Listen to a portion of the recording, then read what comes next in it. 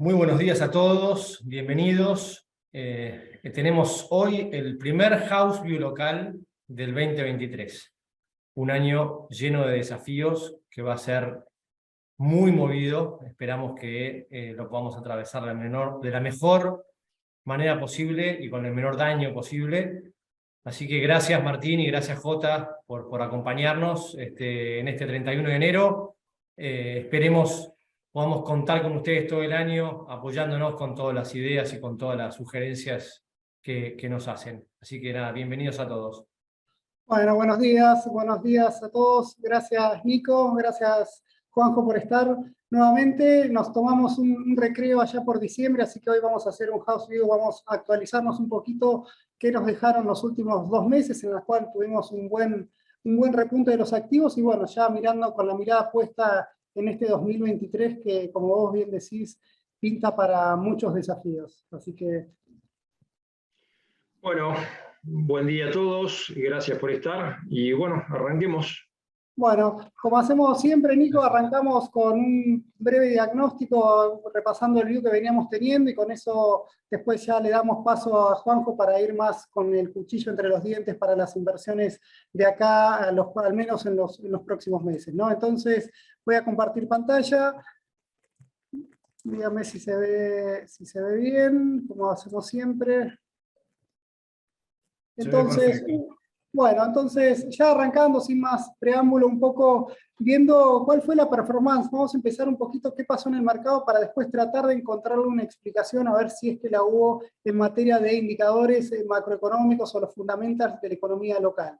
En principio, la primera foto que debemos saber, o por lo menos que seguramente todos ustedes ya han vivido y han gozado, por así decirlo, es esta recuperación que han tenido en los últimos 2 meses los activos argentinos. Tuvimos una muy interesante recuperación de los bonos hard dollar, tuvimos recuperación de los bonos en pesos, es decir, tuvimos esa recuperación que tuvimos de aquel cimbronazo de mayo y entrado julio.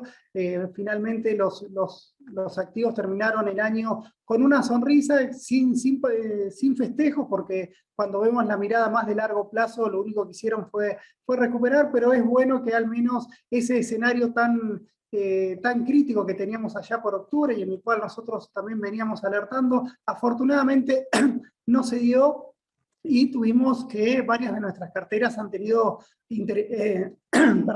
rendimientos muy interesantes, ¿no? Entonces, un poco acá es mostrar un poco la película, como ahí les marcaba, todos los activos, la recuperación que tuvieron en los últimos 2 meses, en el último mes también, y destacando en este sentido la recuperación que tuvo el Marval, que fue el único de los activos en pesos que le ganó a la inflación, algo que vale destacar porque la nominalidad un poco nos pierde, y en ese sentido tenemos que dentro de las curvas en pesos fueron muy pocos o casi ninguno el instrumento que le pudo ganar a la inflación, lo cual eso es una luz amarilla para también cuando analizamos la rentabilidad, ¿no?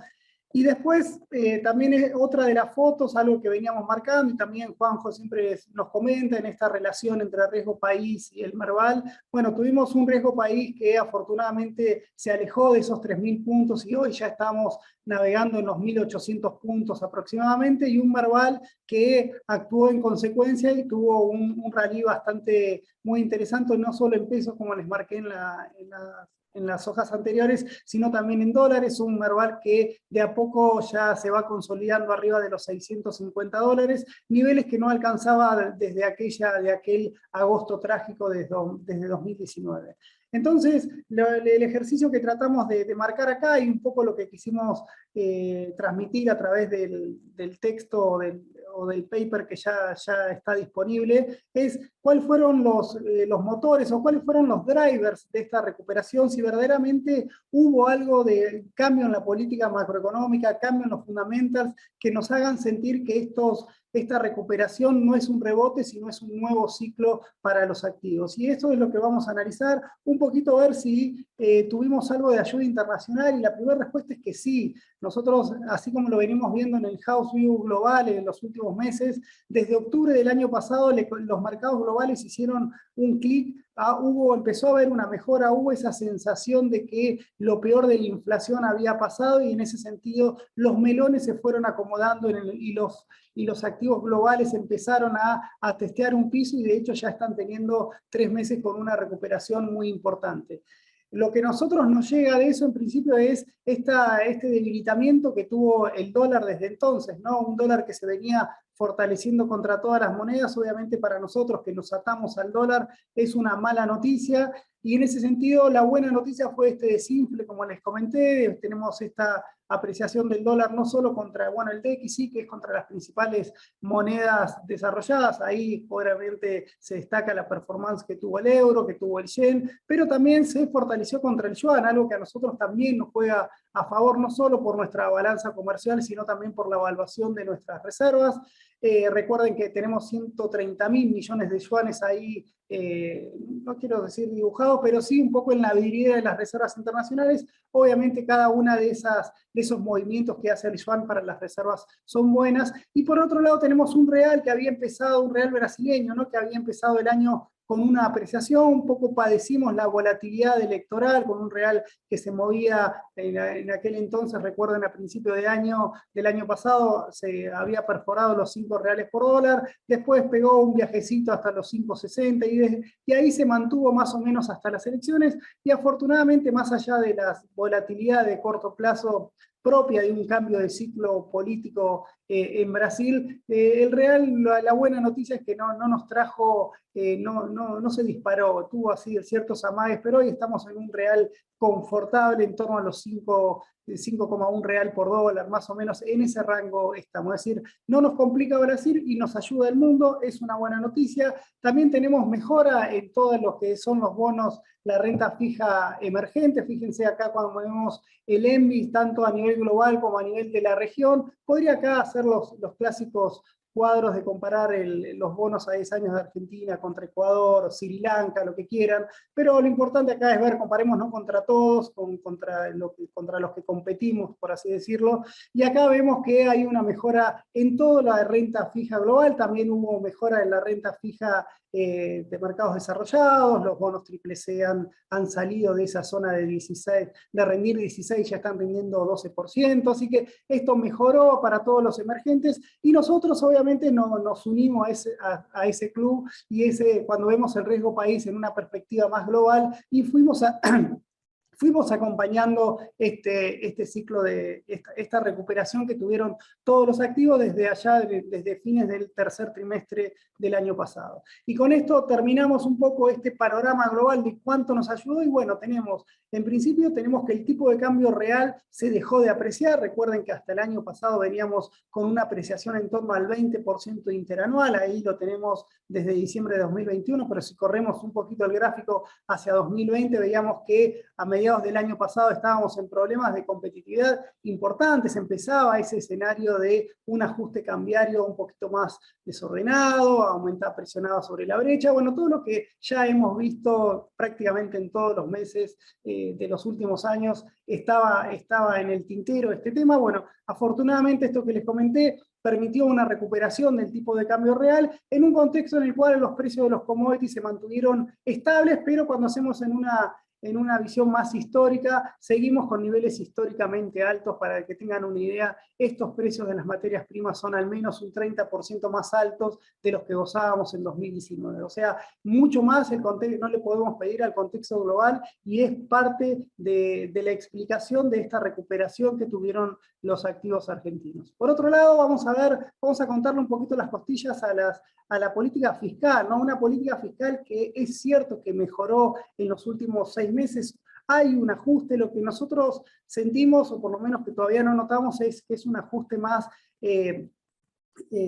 un ajuste sin plan, porque acá no hubo una reforma fiscal, una reforma del gasto. Lo que estuvo haciendo el ministro en los últimos meses fue ampararse en los beneficios transitorios que le trae la aceleración, la inflación, básicamente porque los ingresos se acoplan directamente a la inflación prácticamente al mismo momento, mientras que el gasto, que tenemos un 70% del gasto indexado, siempre viene con un lag de 3-4 meses, así que mientras la inflación se acelera, permite que las cuentas cuentas públicas mejoren. A esto tengan en cuenta otra pincelada metodológica, que esto es con respecto al PBI, y en un contexto en que tenemos aceleración inflacionaria y economía creciendo en términos de PBI, crece mucho más del 100% los precios, entonces, perdón, el PBI nominal. Entonces, en ese sentido nos ayuda también a mejorar ese ratio de deuda en términos, cuando lo hacemos en términos del PBI. Pero lo cierto es, números más, números menos, estamos en un déficit fiscal del año pasado en torno al 2,5%, cumplió la meta con el fondo,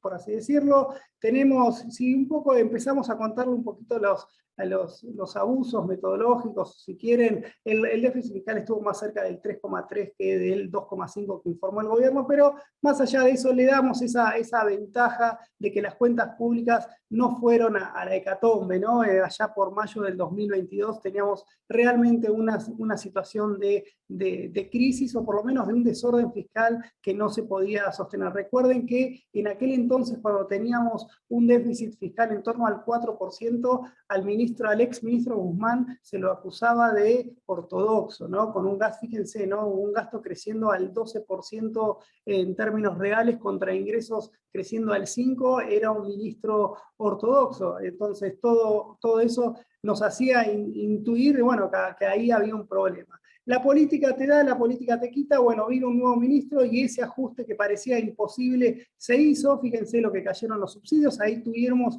parte de ayuda del escenario global, de que bajaron los precios del gas, eso descomprimió un poco, también se ajustaron tarifas, pero después por otro lado siguió la licuación a los jubilados y a las provincias, y también se detuvo un poco a la obra pública. Al mismo tiempo también tenemos parte, algo lo comentábamos en el informe, hubo algo de mano, hubo algo de lapicera en ese ajuste, en el tema de los planes sociales, por eso ustedes ven siempre la 9 de julio cortada. Bueno, hubo una desaceleración en los otorgamientos de planes, era un descontrol, 400.000 nuevos beneficiarios en el primer semestre, bueno, pasaron a solamente 10.000, o sea, solamente nos estamos preocupando por el flujo, con lo único que nos podemos conformar en este momento. Así que tuvimos un ajuste sin plan, como acá les digo, acá les muestro el gráfico, por qué digo que es transitorio, porque este es el lag que tiene los ajustes, puse la jubilación porque es el más típico y el que más duele a veces, ¿no? Como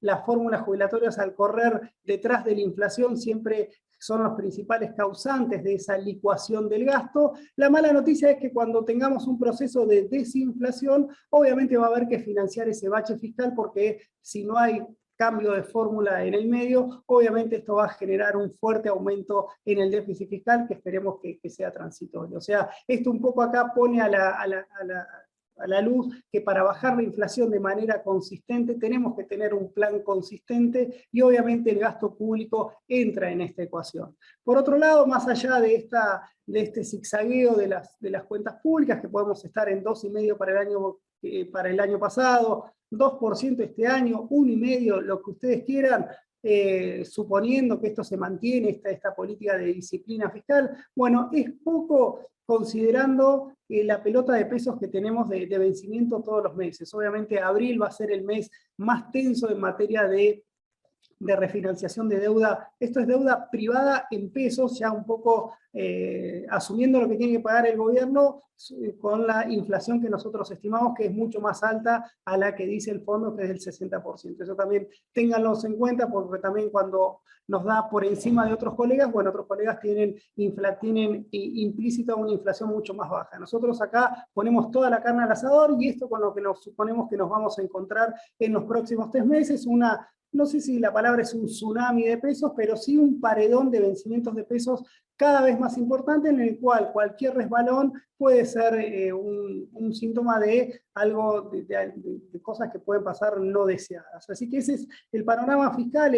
Hicimos un ajuste desordenado, si quieren, o por lo menos un ajuste cómodo, digamos, transitorio. Nos falta ese plan, veremos, mientras la inflación se siga acelerando, va a ser bueno para mostrar esos números fiscales. Cuando vayamos a tener un escenario de desinflación y caída de al nivel de actividad, obviamente todas estas ventajas, este verano que tuvimos en estos últimos meses, automáticamente se van a transformar en un crudo invierno, ¿no? Porque crujen ahí las matemáticas, ahí son muy crueles, y eso nos va a hacer que tengamos que seguir con mucho cuidado. El otro veranito que tuvimos y que el gobierno festejó mucho como una, no sé qué palabra le pusieron, pero bueno, como una proeza o una epopeya, bueno, fue haber bajado levemente la inflación en los últimos 2 meses. Tuvimos una inflación que en noviembre promedió, fue de un 4,9%, en diciembre fue de un 5,1%, cerramos el interanual con una inflación del 95%, 95% anual. La epopeya fue no haber llegado al 100%, bueno, lo dejamos ahí, pero cuando vemos ahí la dinámica que tuvieron esta inflación, por qué le llamamos veranito, y acá hay algunas cosas interesantes que vamos a empezar a ver cada vez más, que es por un lado la dinámica que tuvo la inflación a lo largo del año pasado. Fíjense, promedió un alza del 5,7% mensual. Cuando vemos qué fue lo que dinamitó, o por lo menos que impulsó esa inflación, por un lado tenemos los productos estacionales. Recuerden que acá los productos estacionales no son solamente frutas y verduras, ahí tenemos ropa y turismo, 2 sectores que altamente protegidos y cuya inflación superó largamente el 100%, algo que obviamente nos empujó el índice muy arriba. Por el otro lado tenemos el IPC, los regulados, que el año pasado hubo cierto ajuste de tarifas, obviamente no alcanzó porque fíjense que la inflación la superó, o sea, no hubo reacomodamiento de precios relativos,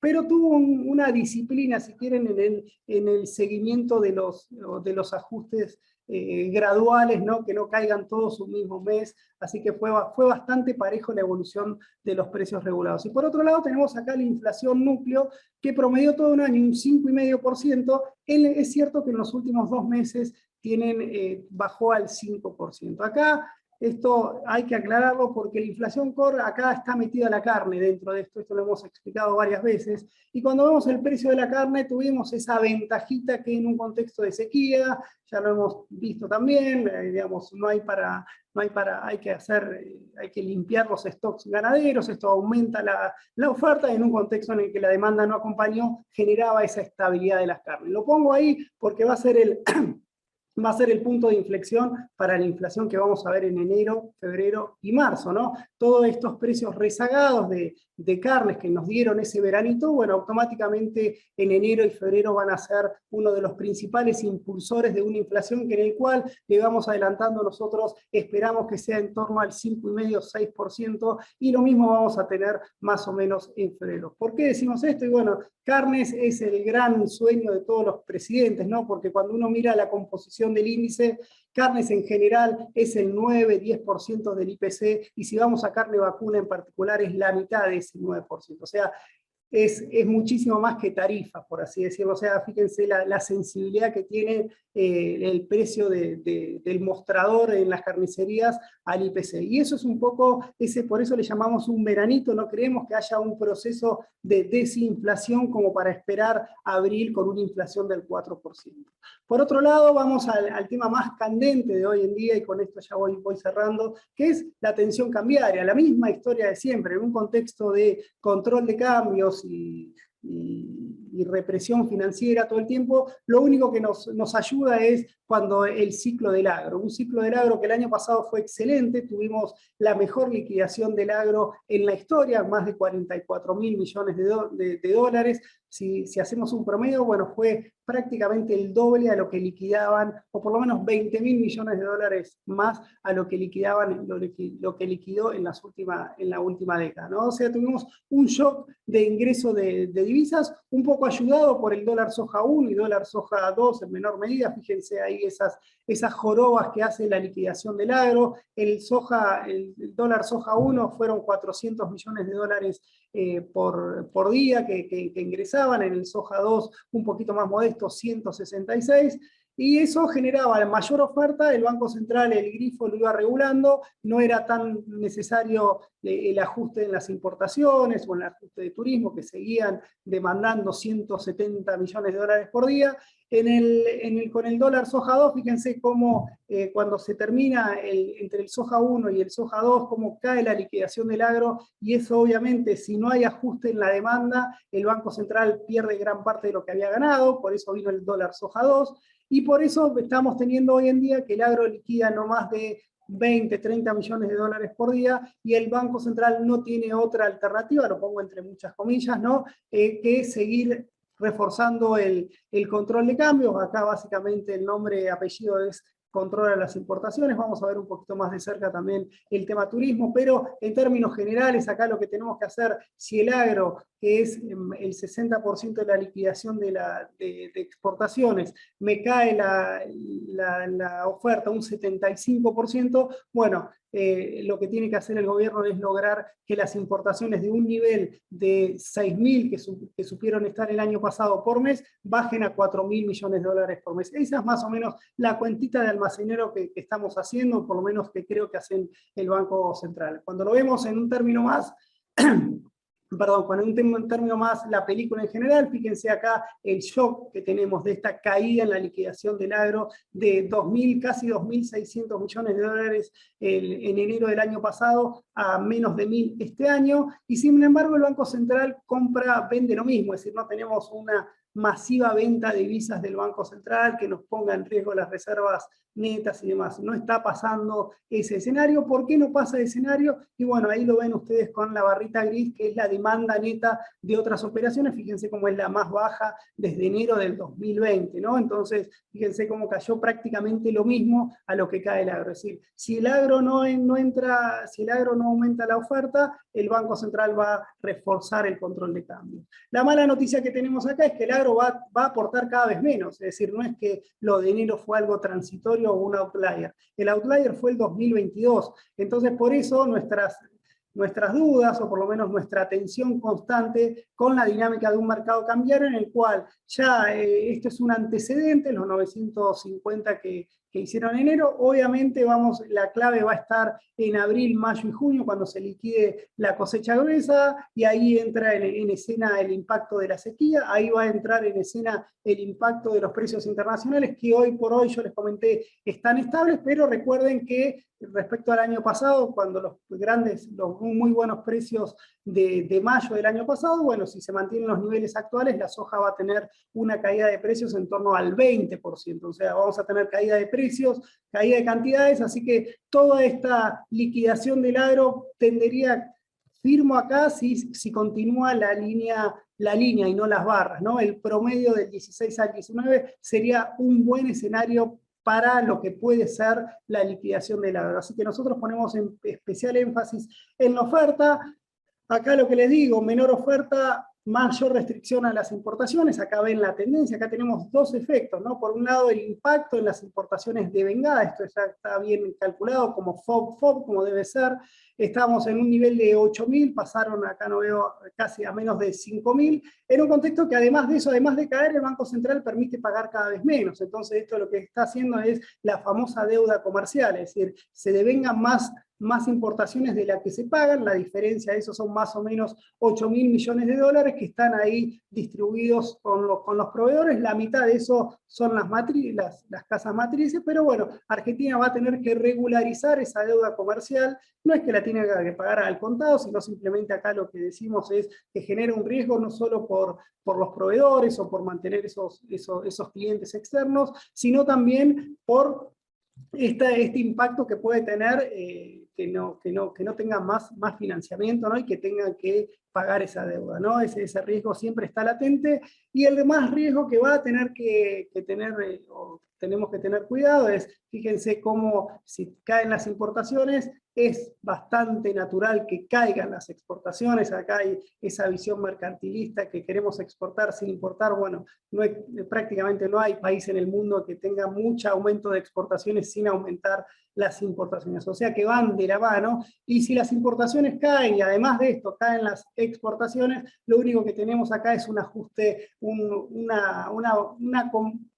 superávit comercial por las malas, ¿no? Digamos que tenemos que hacer que la economía caiga más para que las importaciones caigan más y con eso compensamos un poco de esta mala performance que están teniendo las exportaciones. O sea, con el mensaje que quiero transmitir acá es que para tener un mercado, una paz cambiaria, valga la redundancia, vamos a tener que tener un ciclo recesivo cada vez más fuerte, porque si no, no nos dan los números como para poder abastecer esa demanda. Si las exportaciones no acompañan, difícilmente la actividad pueda responder. Lo vamos a ver en otros house view cuando empezamos a ver ya el 2024 y esos sectores que sí tienen mucho potencial exportador, pero en el corto plazo, la verdad, no nos ayudan. Y por otro lado, sí, acá tenemos la mejora de la cuenta de viajes. Es cierto que está habiendo una mejora, no se disparó a eso, digamos, tiene su estacionalidad, pero fíjense que es muy poquito, es como que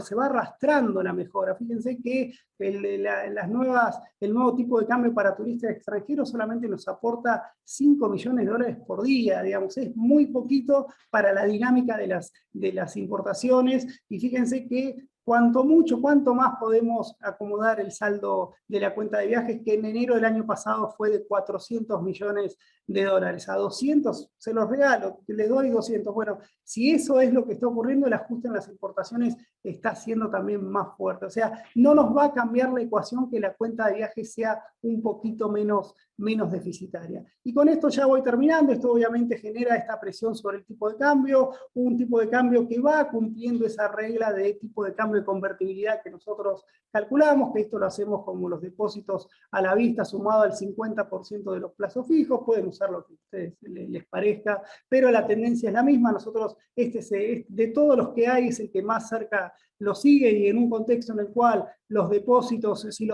si la monetización de la economía continúa creciendo, obviamente este tipo de cambio va a tener más presión alcista que a la baja. Hoy el tipo de cambio está bastante alineado, quizás está un poquito caro para lo que están estos resultados, pero digamos, esto hay que incorporarle la dinámica, obviamente con reservas en baja, obviamente ese ratio me va a ir subiendo naturalmente. Por otro lado, y ya ahora sí cerrando, esto me acomoda la brecha, que si bien está subiendo, no es la brecha de crisis, no es la brecha de crisis que tuvimos allá por cuando todavía no sabíamos si arreglábamos con el fondo a principios del año pasado, y tampoco la crisis de Guzmán Batakis allá a mediados del año pasado. Es una brecha que nos hemos acostumbrado a verla como estable o confortable, con varias comillas adelante y detrás, pero bueno, lo cierto es que estamos teniendo un enero con una brecha, con un cierto impulso, está subiendo un 9% los tipos de cambio financieros, y con eso la brecha que parecía que se iba al 80, que estaba ahí amagando quebrar esa resistencia, digamos, revirtió, y ya estamos más cerca entre el 90 y el 100% de acuerdo al que tocan. Entonces acá dejo ya la pelota para que empecemos a pelotear a Juanjo, y en este sentido de que tenemos hoy en día esta recuperación, digamos, de tasas de interés casi positivas, ¿no? Porque le está ganando al tipo de cambio, le está ganando a la inflación. Si ustedes me siguieron lo que estuve comentando, nosotros esto lo vemos más transitorio que permanente. Así que bueno, acá dejo abierto el juego para que empecemos con las preguntas y estas recomendaciones de inversión que podemos hacer para el corto y mediano plazo.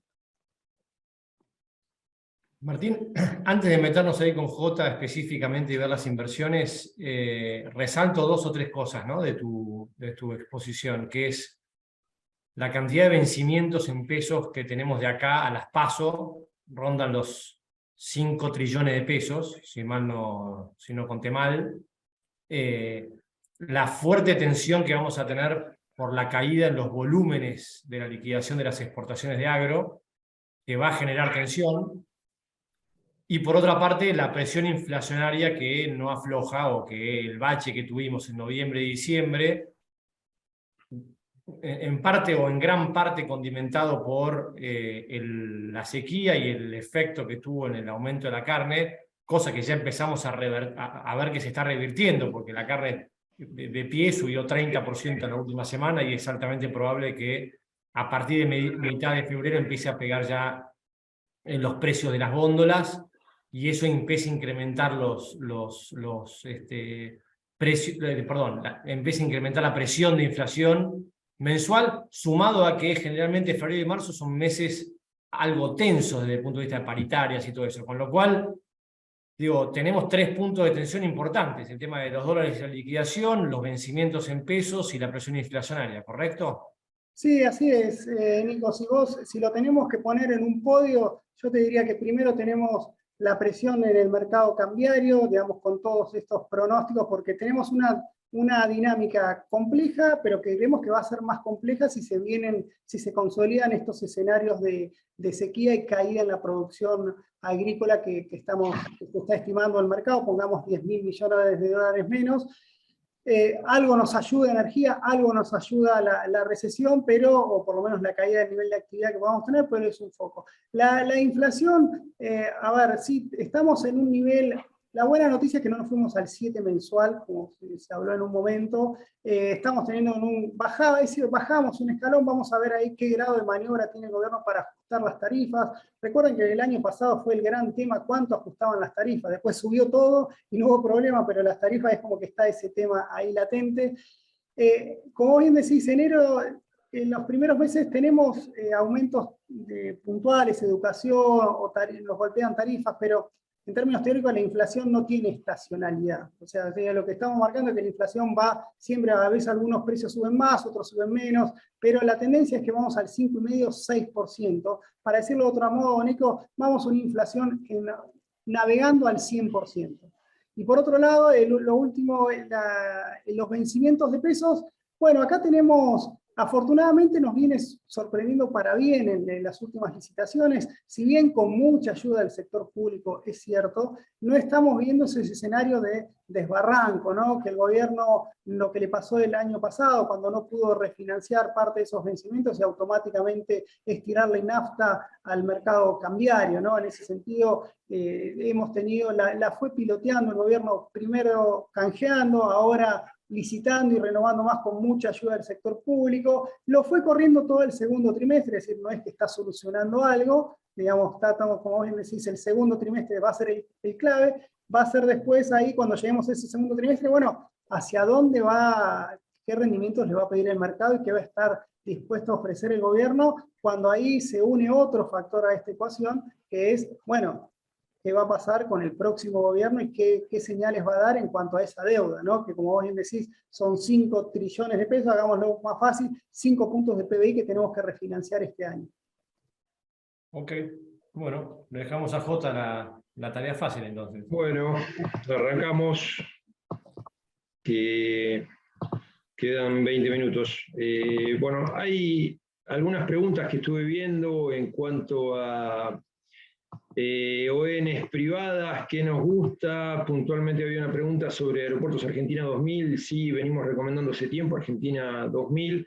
Hablé con Jimena Albanesi hace poco, me comentó que no tenían intención de volver a acceder al mercado de capitales para renovar vencimientos. Con el cash flow que tiene la compañía pensaban afrontar todos los vencimientos de deuda que tenían. Este año colocaron bastante deuda porque cancelaron acciones preferidas del gobierno nacional por 171 millones de dólares, pero la verdad que es una ON muy interesante. La 2031 ahora está rindiendo 11,5%, subió mucho de cuando veníamos recomendándola, pero vale la pena. Y bueno, otras ONs privadas, después les voy a mostrar, pero mantenemos la línea que veníamos comentando, Transportadora de Gas del Sur 2025, con todo lo que comprimieron los rendimientos, la verdad está rindiendo 9,5%, es muy interesante. Pampa, 2027, 2029, vamos a mostrar acá para hacerlo un poco más rápido, también sigue siendo muy interesante. Ahí son vencimientos largos como para tener en cuenta. YPF, la compresión que tuvo la curva, fíjense, está en el gráfico inferior izquierdo, fue enorme, estaba a niveles de 18-19%, ahora está en promedio de 12%, que son los puntos verdes que pueden ver en los triangulitos en el gráfico inferior. El YPF garantizado, que siempre venimos mencionando, ya está a la par, prácticamente rinde 9,5%. Ahí capaz, dado que tenemos el tema de las sentencias que se van a conocer este año, puede llegar a generar cierto ruido, no sé si no conviene pasar a Tragas, a Transportadora de Gas del Sur. Esos son buenos buenas ONs corporativas. También hablamos del caso de Mastelone para cuando venza su bono, que son 110 millones de dólares de deuda neta que tiene, recompró varios bonos a mercado, ya va a ser de Arco la compañía firmó contratos de puts y bueno, calls para tener el 100% de la posición en 2025, los números a partir del management de Arcor dentro de Mastelone, por toda la red comercial que tiene Arcor y por el aumento de exportaciones que hizo la compañía, mejoraron muchísimo, es para tener en cuenta, rinde 11,5%, esas son alternativas interesantes. Y bueno, vamos a lo que les quería mostrar, que termina siendo qué pasó desde el último House View, que fue a fines de noviembre, hasta ahora la recuperación de los bonos hard dólar fue muy importante, volvieron a paridades similares a las de comienzo del 2021, lo podemos ver en el gráfico inferior. Hoy por hoy el tramo largo de la curva presenta rendimientos TNA del 20%, solo pocos subsoberanos muestran rendimientos superiores a estos. La verdad que podemos ver cómo se desplazó la curva de rendimiento. Fíjense a la derecha, tenemos cómo estaba la curva completamente invertida en el último House View, el 22 de noviembre, con niveles de rendimientos de lo que son los bonos cortos, ley argentina, LA30, L29, en ese momento rindiendo 45%, ahora están rindiendo 34, 32%, el spread entre la L30 y el GD30 sigue siendo enorme, casi 16%, ahí hay una oportunidad de arbitraje, y bueno, el tramo largo ahora está rindiendo niveles, como podemos ver en el gráfico izquierdo, entre 22 y tenemos el GD41, niveles de 18%, se está aplanando la curva, el gobierno con el anuncio del programa de recompra de $1.000 millones, enfocando en el tramo corto, trata de que se aplane la curva para tener más chances de poder refinanciar vencimientos por mercado. La verdad que la va a tener muy complicada, en tanto en cuanto no empiece a sumar reservas, no lo veo factible. Por devengamiento convendría estar en el tramo corto de la curva, pero la verdad yo prefiero mantenerme en el tramo largo o con paridades bajas. Esto es el GD35, que lo podemos ver ahí en gráfica, está rindiendo 20,2%, está en paridades de 31%, 31,32 cerró ayer. Y bueno, especulativo el L30 por el spread que tiene con el GD30, pero bueno, gran parte de esta mejora, lo mencionó Martín, las circunstancias internacionales, los bonos triple C norteamericanos pasaron de rendir 16% a mediados de octubre a 12,8%, también el dólar, si lo vemos por el XY, terminó cayendo casi 15% desde octubre hasta ahora. No creo que haya mejoras sustanciales en ese aspecto más adelante, con lo cual lo más probable es que vayamos a un periodo de consolidación de estos movimientos o tengamos mejoras por devengamiento del rendimiento de los bonos. La verdad que los rendimientos siguen siendo muy altos. Y pasó algo clave que veníamos mencionando, que de alguna manera lo explica este gráfico, ¿no? Que la deuda hard dollar ya es problema para el próximo mandato y no para este, porque este enfrentaba vencimientos de muy bajo peso para lo que es para el sector privado. Eran 811 millones de dólares ahí el 9 de enero, hace unos días, termina siendo de 811 millones de dólares para el 9 de julio del 2023. En total muestra los 1.622 millones que aparecen en el cuadro de abajo. Y bueno, esto se empieza a incrementar a partir del, principalmente 2025, donde tenemos los vencimientos del GD30 y el L30, que ya pasan a ser 4.000 millones de dólares. Es por esto que me parece que difícilmente tengamos una curva plana. Puede bajar la inclinación, pero difícilmente queda en plano, porque habrá que ver qué es lo que propone el próximo gobierno para el tratamiento de esta deuda. No es un peso grande, es menos de 2% del PBI, pero bueno, es factible que se vea tentado a generar una oferta para lo que son los bonos GD30, L30, para postergar vencimiento de capital.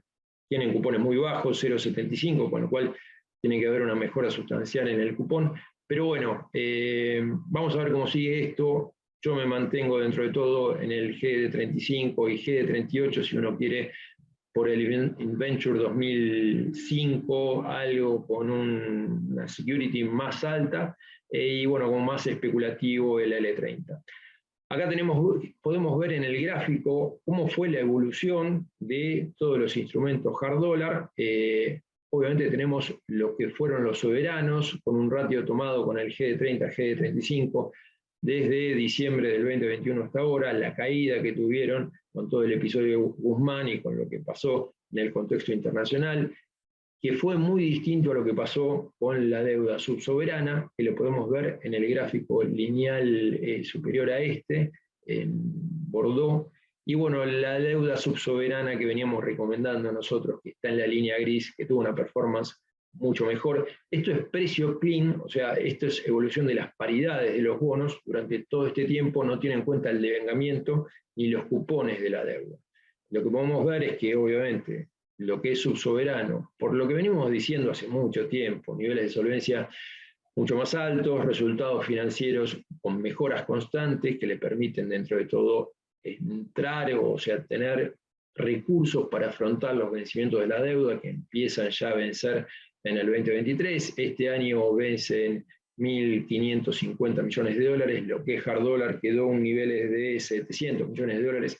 No es mucho, son 2.100 millones de dólares. Las reservas netas no son muchas, pero bueno, seguramente vamos a ver qué pasa con el acuerdo con el Fondo Monetario. Difícilmente que se cumplan las metas de reservas para este año con lo que fue la sequía, con lo que van a ser los vencimientos, con cómo va a estar el mercado del sector externo, por lo que comentaba Martín, con el tema de la sequía, y bueno, por factores propios de una brecha del 100% y la incertidumbre por cambio de mandato. Lo que muestra el gráfico es que las provincias que veníamos mencionando constantemente, Santa Fe, Córdoba, Mendoza, Tierra del Fuego, tuvieron una performance mejor, si lo viéramos por paridad. También los corporativos tuvieron, en una canasta que armamos, fíjense, tuvieron una evolución muy importante. A partir de noviembre empezaron a mejorar en lo que son los precios clean, respecto al arranque de diciembre del 2021, esto te muestra que la volatilidad fue muy inferior, lo que es soberanos, si bien en los últimos meses subieron más porcentualmente que tanto corporativos y subsoberanos, venían del subsuelo. Y acá tenemos lo que es la cartera de bonos hard dólar provinciales, que siempre le venimos mencionando, como que me siento más cómodo en tenencias de largo plazo, en subsoberanos que en soberanos. La verdad que tuvieron una suba muy importante, están en paridades arriba del 70%. Fíjense, acá se ve en el gráfico, están todos con rendimientos entre el 20 y el 13%. Puntualmente, bueno, hay alguno que llegó a la par que venimos mencionando, Tierra del Fuego ya rinde casi 9%, no es como para abrir nuevas posiciones, a lo sumo es para mantener las posiciones. Santa Fe subió muchísimo, pero vale la pena por todo lo que mencionamos, está rindiendo 12,3%, Córdoba, está en el bono corto que empieza a pagar $16 de capital ahora en junio en 86 de paridad, va a terminar devolviendo prácticamente $40 en este 2023, el bono corto. El bono 2027 a paridad de 75 sigue siendo interesante como para tener en cuenta. Mendoza ya está en paridades de 80, empieza a pagar casi $8 de capital ahora en marzo de este año. Un bono puntualmente que me parece que vale la pena, que lo venimos mencionando en privado, pero bueno, lo tenemos que hacer público, dado que en diciembre no tuvimos House View, es el Neuquén no garantizado por regalías, está valiendo niveles de $77. Fíjense lo que es la brecha de rendimiento respecto al bono garantizado de Neuquén. El bono garantizado es el NDT 11, el NDT 25 es el bono no garantizado, el no garantizado rinde 14,4%, el garantizado rinde 9%. La verdad que las regalías con la suba de la producción en Vaca Muerta, tanto de gas y de petróleo, volaron. De 90 millones trimestrales que recaudó en el peor trimestre del 2020, ya está recaudando $300 millones. Algo puntual por lo cual enfocamos en el no garantizado, que me parece que puede seguir teniendo compresión respecto a lo que rinde el garantizado. Es el Fondo de Estabilización y Desarrollo creado por la provincia de Neuquén, el famoso fondo anticíclico, que empezó a recibir aportes a partir de enero del 2022, en niveles ahora que están en niveles de 5.250.000 dólares por mes. Acumulado hasta septiembre tenía 27 millones de dólares el fondo, está volcado prácticamente en treasuries, se utiliza si es que el ingreso de fondos de la provincia cae por debajo del 10% de lo presupuestado, con lo cual cuando empiece a vencer el bono no garantizado de Neuquén, va a haber un proyectado de casi 170 millones de dólares en el fondo por los aportes que recibe, que son aportes de las regalías por exportaciones tanto de gas y de petróleo, y un porcentaje menor para toda la producción, las regalías por producción que se coloquen en el mercado interno. La verdad que Neuquén no tiene un equilibrio fiscal muy importante. Vemos el equilibrio financiero de los últimos 4 trimestres, terminó siendo 3 millones de dólares. La deuda con privado es baja, 29 millones de dólares.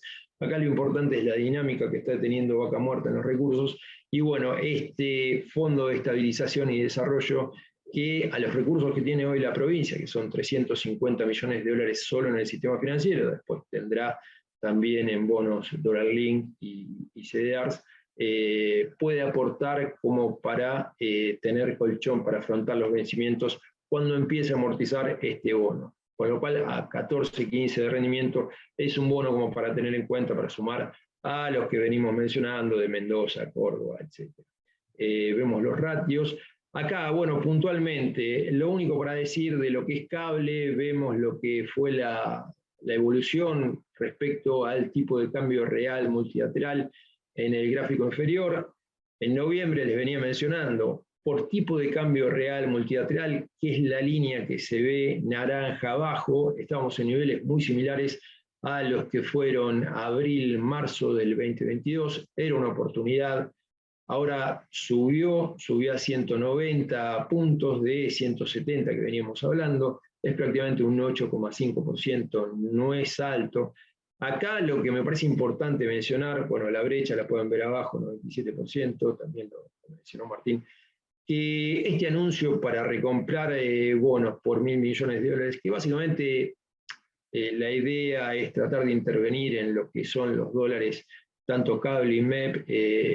El mercado se anticipó el 17 de enero, empezaron a bajar los dólares cable, el 18 fue el anuncio, el 19 siguieron bajando los dólares cable a niveles de 345 pesos por dólar, pero bueno, ese efecto se disipó enseguida, se disipó el mismo viernes. Después hubo una suba de la tasa de pases para influir en la tasa de caución, duró un día, con lo cual muestra que hay un impulso al alza a lo que es cable. El gobierno va a tratar de intervenir para mantener por lo menos la brecha en niveles inferiores a 100%. Yo me quedo cómodo con instrumentos hard dollar, dado que tienen paridad baja, venimos hablando del 35, el L30, si quieren ser especulativos, los subsoberanos. Otro especulativo interesante puede ser Provincia de Buenos Aires, que no subió lo que subió Soberanos, está en niveles el BA37D de 39 dólares con 50. Provincia de Buenos Aires tiene un problema de carácter, no de peso de la deuda son 1.080 millones de dólares, tiene que afrontar vencimientos de lo que es hard dollar, menos 800 millones, más o menos 800 millones de dólares promedio en los próximos 2 años, tiene recursos por 1.500 millones en el sistema financiero. Ahí puede haber un upside en cuanto a, bueno, si empieza a recibir el beneficio de la duda la provincia, y bueno, va a tener obviamente un interés corriente de casi 16,5% a medida que vayan pasando los años, ya que en el 2024 empieza a pagar, si mal no recuerdo, tasa cupón de 6,875. Por último, quedan 2 minutos, vamos a hablar del Merval. El Merval tuvo una suba muy importante en relación a lo que fue el riesgo país. Un gráfico dentro de todo lo mostraba, Martín, fíjense, saltó de 500 dólares a 711 dólares, ahora empezó a consolidar toda la suba que tuvo, está en niveles de 667 dólares, el bono GD30 volvió a los niveles que estaba a comienzos del 2022, fíjense, está en niveles de $35. Lo que es el tipo de cambio real multilateral, el cable, lo lógico es que este valor suba, esté en niveles de 160, 170, a medida que el Merval en dólares sube. No pasó eso, pero bueno, acá lo podemos ver un poquito más graficado en el gráfico de la derecha. Lo que te está diciendo es que el mercado de renta variable se está anticipando. Un riesgo país actual de 1.806 puntos marcaría, si vemos la correlación que tuvo desde el 2018 hasta ahora, un target price del Merval de $425. Hoy el Merval está valiendo $661. Y bueno, hoy es lógico, porque si bien el riesgo país, las acciones que son el valor presente de los flujos de fondos esperados para una compañía.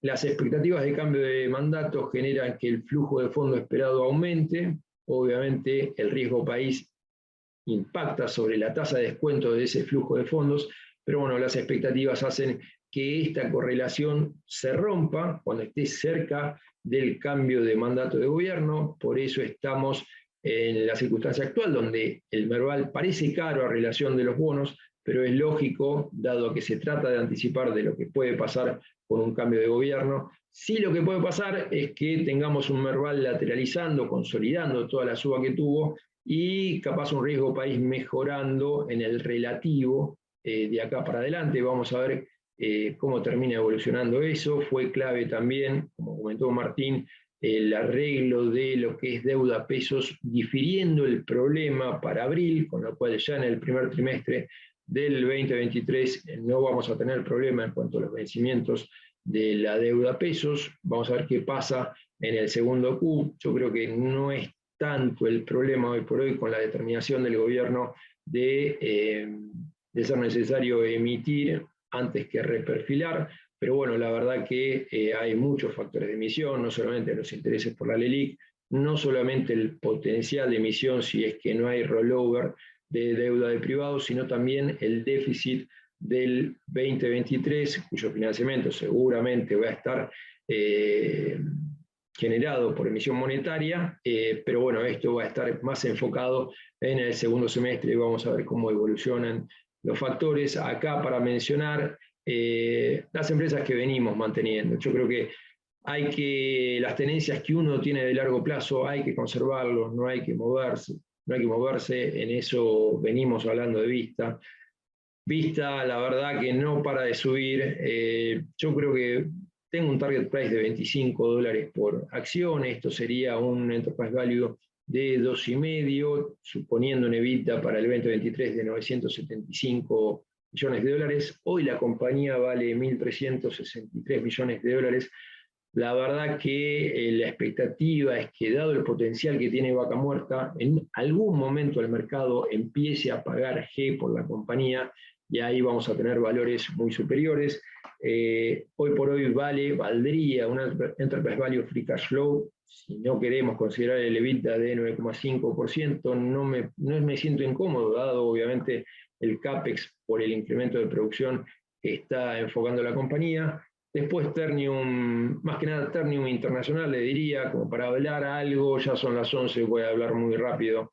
Va a ganar $8,9, la verdad vino mejorando mucho a relación de lo que había subido Ternium Argentina. Me parece que sigue conveniendo estar en Ternium México, está con price earning estimado este año de 4 y algo. Ahora vamos a ver en el balance, si mal no recuerdo es el 6 de febrero, va a mostrar un dividendo seguramente que va a terminar siendo de poco menos de $3 para el ejercicio 2023. Alvar está mejorando el precio del aluminio, va a tener una EBITDA de casi $550 millones de dólares, con lo cual está cotizando Enterprise Value EBITDA de 3 veces el EBITDA, está repartiendo dividendos. Me parece que hay que estar ahí porque el aluminio está barato por los costos que implica la generación de electricidad en el mundo para fabricar aluminio. Mirgor vale lo mismo que la caja, no quiero hablar mucho porque la verdad es medio absurdo, pero bueno, Central Puerto también está en un enterprise value EBITDA de 2,2. CBH veníamos mencionando bastante, la verdad que es la manera de comprar Telecom con un ratio de enterprise value EBITDA de 2,6 veces el EBITDA. Hay algo puntual que con la licitación del 5G difícilmente Telecom pueda repartir dividendos en este 2023, dado que tiene un free cash flow promedio de 500 millones, se habla que debería desembolsar entre 600 y 400 millones, vamos a ver qué sale eso. Por lo tanto, nosotros hablamos de SBH, estaba a niveles de 450 millones de dólares, ahora vale 600 millones de dólares.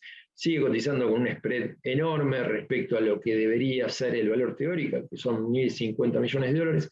Pero bueno, la verdad que como no espero dividendos para este año, la verdad que no sé si conviene enfocar por otros papeles.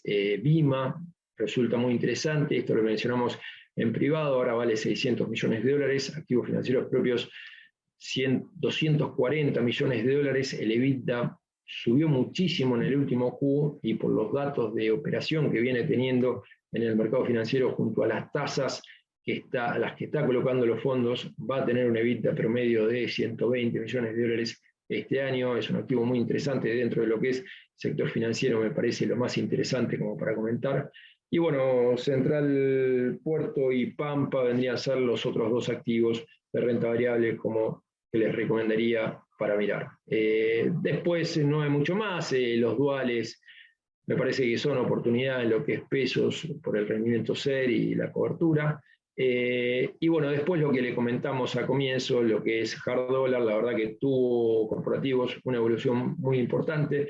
Me parece que es para mantener lo que mencionábamos, ¿no? Emisores solventes, tratar de tomar un poco de ganancia, me parece, de YPF para pasar a Tragás o a Pampa.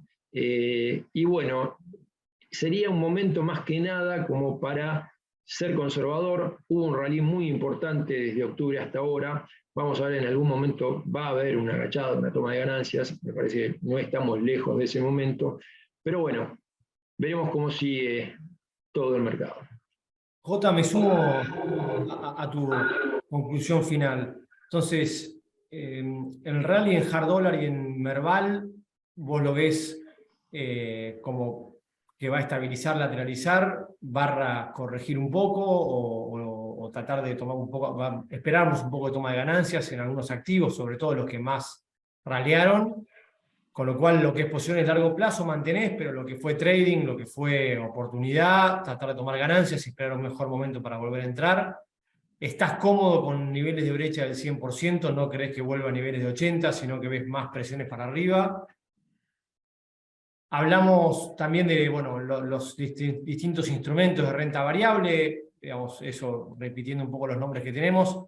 En caso de tomar ganancias de dejar dólar, sugerís pasar a corporativos y subsoberanos para seguir haciendo carry, según entendí.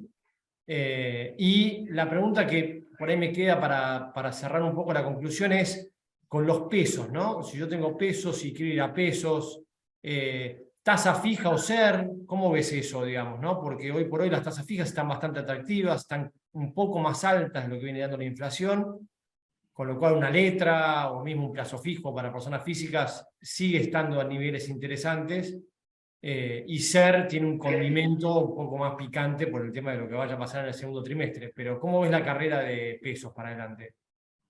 Sí, sí. Bueno, ayer hubo una intervención en lo que son las LEDs, ¿no? Tratando de mejorar los rendimientos del gobierno para, de alguna manera, aumentar el atractivo de lo que es las colocaciones de corto plazo de pesos. Ahí los SER cortos están viniendo a niveles de 10%, me parece, con la inflación que tuvimos, mostró Martín, 4,9%, pero la verdad que fue algo circunstancial más que nada por el precio de la carne. Seguramente vamos a estar en niveles del 6%. Termina siendo un buen instrumento y me parece que no está muy distinto. Ahora tengo que ver la tabla de los rendimientos, pero no está muy distinto a lo que te daría una LED, una tasa fija para el corto plazo. No sé si Martín, vos te venías siguiendo eso. Me parece que está muy arbitrado. Está muy parejo, digamos, eso es, nosotros tuvimos una recomendación para irse a tasa en contexto mientras esperamos que la inflación vuelva a tomar impulso. Hoy una ley de arriba del 100% es atractiva, pero bueno, el SER siempre tiene esa cobertura también dual, ¿no? Básicamente por aceleración de la inflación o cualquier aceleración en la tasa de devaluación. Entonces, en ese sentido, vemos que el gobierno sí reaccionó subiendo la tasa de colocaciones de la LEDE, así que, pero bueno, digamos, para transitar para llegar hasta el segundo trimestre, ¿no? Después ahí, como bien marcábamos al principio, los riesgos se amplían y ahí en ese sentido es mejor cobertura del SER que seguir apostando a la tasa fija, ¿no? Ok, buenísimo. Bueno, entonces, si no hay más comentarios, primero de parte mía, le agradecerles a vos, Martín, y a Jota por las exposiciones, realmente muy buenas. Y nada, no sé si quieren cerrar o complementar algo. No, de mi lado, esperarlos el próximo Houseview y muchas gracias. Mira, la última, una muy cortita, pregunta sobre el bono, ¿qué bono de Pampa recomendaría? Y a mí me gustan los largos, pero tienen lámina mínima de 150.000, que son 27 y 29. El 2026 rinde mucho menos, pero bueno, también es interesante y tiene lámina mínima. Y con eso cierro. Bueno, muchas gracias. Gracias a todos por participar y nos vemos en febrero. Gracias. Hasta luego. Chau, chau.